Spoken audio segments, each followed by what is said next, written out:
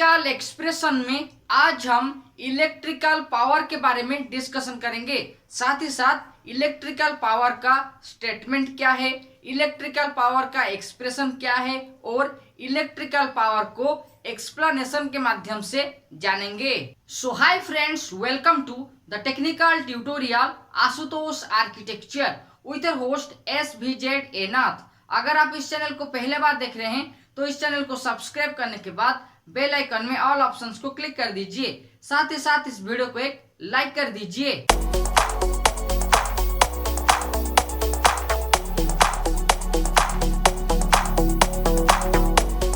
Electrical expression में सबसे पहले हम इलेक्ट्रिकल पावर का स्टेटमेंट के बारे में डिस्कशन करेंगे। उसके बाद इलेक्ट्रिकल पावर को हम इलेक्ट्रिकली एक्सप्रेस्ड करेंगे। तो पहले जानते हैं electrical statement for electrical power क्या है।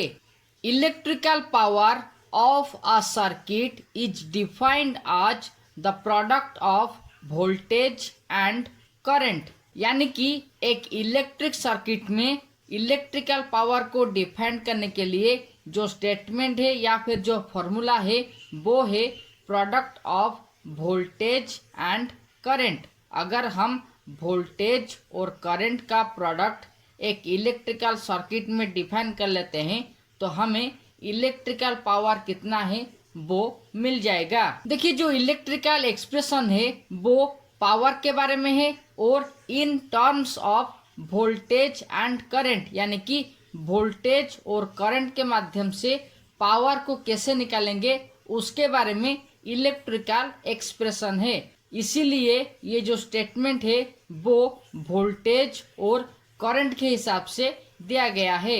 अब जानते हैं इलेक्ट्रिकल पावर का इलेक्ट्रिकल एक्सप्रेशन के बारे में। P equal to V into I, यानी कि power is the product of voltage and current. ये है इक्वेशन 1। ओम्स लॉ के हिसाब से हमें पता है कि voltage equal to current into resistance. अगर हम V के बदले I इंटू R को पुट करते हैं तो हमें क्या वैल्यू मिलता है, चलिए जानते हैं। ये जो इक्वेशन है ये कंटिन्यू रहेगा और हमें डिफरेंट एक्सप्रेशन को डिफाइन करना है। P equal to V into I था, V के बदले हमें I इंटू R को पुट करना है तो पावर इक्वल टू क्या हो जाएगा, I स्क्वायर R।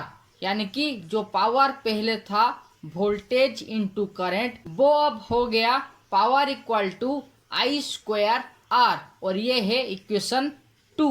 या फिर इक्वेशन 2 को हम इलेक्ट्रिकल पावर का सेकेंड इलेक्ट्रिकल एक्सप्रेशन कह सकते हैं। अगेन ओम्स लॉ के हिसाब से current equal to voltage divided by resistance. अगर हम करंट के बदले voltage divided by resistance value को पुट करते हैं तो पावर का वैल्यू क्या होता है, चलिए जानते हैं। तो यहाँ पे पावर का वैल्यू I स्क्वायर R था, I के बदले हम V डिवाइडेड बाय R को पुट करेंगे। स्क्वायर जैसे था वैसा है, यानी कि power equal to voltage square divided by resistance square into resistance. अगर हम क्रॉस मल्टीपल के माध्यम से एक एक रेजिस्टेंस को काट देते हैं तो पावर हो जाएगा वोल्टेज का स्क्वायर डिवाइडेड बाय रेजिस्टेंस। और ये इलेक्ट्रिकल पावर का तीसरा इलेक्ट्रिकल एक्सप्रेशन है। अब जानते हैं इलेक्ट्रिकल पावर में जो इंग्लिश लेटर का इस्तेमाल किया गया है उसके बारे में। देखिए, पावर को इलेक्ट्रिकल एक्सप्रेशन के माध्यम से डिनोटेट करने के लिए या फिर जानने के लिए हमें कुछ इंग्लिश लेटर का इस्तेमाल किए थे, जो सब है P, V, I और R। तो अब जानते हैं ये चारों लेटर क्या क्या डिनोटेट करते हैं। देखिए, P यानी कि पावर और पावर का यूनिट है वाट। V यानी कि वोल्टेज और वोल्टेज का यूनिट है वोल्ट। I यानी कि करंट, करंट का यूनिट है एम्पियर। और R यानी कि रेजिस्टेंस और रेजिस्टेंस का यूनिट है ओम। तो इलेक्ट्रिकल एक्सप्रेशन का पहला एपिसोड में हम इलेक्ट्रिकल पावर के बारे में डिस्कशन किए थे, जहाँ पे इलेक्ट्रिकल स्टेटमेंट के अनुसार पावर वोल्टेज और करंट का एक प्रोडक्ट है और उसे इलेक्ट्रिकल एक्सप्रेशन के माध्यम से जब हम डिनोटेड किए वहां पे हम पावर को 3 ठो फॉर्मूला के माध्यम से एक्सप्रेस किए, जो है power equal to voltage into current, power equal to current square into resistance और power equal to voltage square divided by resistance. यानी कि ये जो 3 ठो फॉर्मूला है इनके माध्यम से जो इलेक्ट्रिकल न्यूमेरिकल हमें दिया गया होगा और वहां पे जो डाटा दिया गया होगा उसी हिसाब से हम पावर को डिफाइन कर पाएंगे। अगर आपको इलेक्ट्रिकल एक्सप्रेशन का इस एपिसोड से कुछ नॉलेज मिला है तो इस वीडियो को एक लाइक कर दीजिए। साथ ही साथ इलेक्ट्रिकल इंजीनियरिंग से जुड़े नॉलेजेबल वीडियो के बारे में जानने के लिए इस चैनल को सब्सक्राइब करने के बाद बेल आइकन में ऑल ऑप्शंस को क्लिक कर दीजिए। अब जानते हैं इलेक्ट्रिकल एक्सप्लेनेशन के बारे में।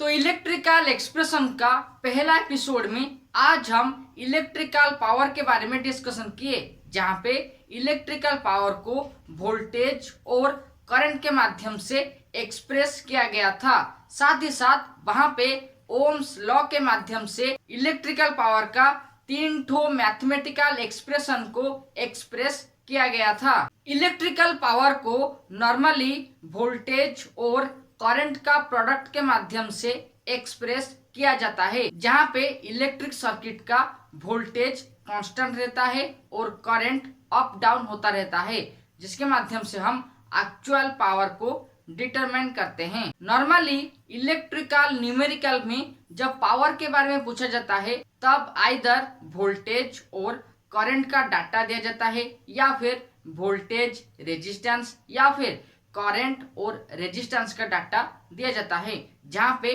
कैसे हम पावर को आइडेंटिफाई करेंगे या फिर कैलकुलेट करेंगे उसे जानने के लिए एक फॉर्मूला या फिर इलेक्ट्रिकल पावर का एक्सप्रेशन को जानना पड़ता है, जो हम इस वीडियो में डिस्कशन किए। अगर आप एक्सटर्नल इलेक्ट्रिकल वर्क से जुड़े वीडियो के बारे में जानना चाहते हैं तो इस वीडियो का डिस्क्रिप्शन में जो लिंक दिया गया है वहां पे क्लिक करके आप एक्सटर्नल इलेक्ट्रिकल वर्क के बारे में जान पाएंगे। Okay friends, times to wind up electrical expression for electrical power in terms of voltage and current. If you have any questions, then ask me by comment with prefix #SVZAnath. For knowledgeable videos and blog, you can check the link in the description. And for more videos, you can click on iCards and also watch these suggestion videos. Till then, subscribe, like and share Asutosh Architecture. And don't forget to click the all options of the bell icon